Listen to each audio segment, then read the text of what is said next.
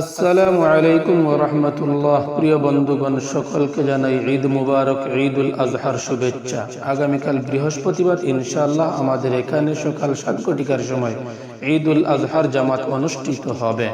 ঈদুল আজহার জামাত ঈদুল ফিতরের তুলনায় একটু সকালেই হওয়া উত্তম। ঈদুল আজহার দিনে যে সমস্ত সুন্নাহ রয়েছে সেগুলো আমরা খেয়াল করে আমল করি। ঈদুল আজহার দিনে বিশেষত 13টা সুন্নাহ রয়েছে।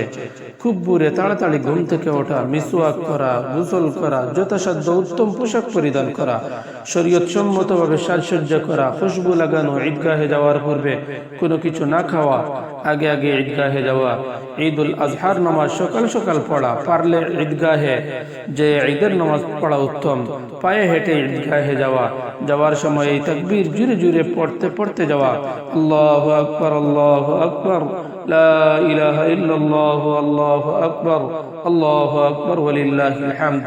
এক রাস্তায় যাওয়া এবং অন্য রাস্তা দিয়ে প্রত্যাবর্তন করা। আল্লাহ পাক আমাদের সব কিছু সহিভাবে আমল করার তৌফিক দান করুন। আমিন। ওয়া আখিরু দাওয়ানা আলহামদুলিল্লাহি রাব্বিল আলামিন।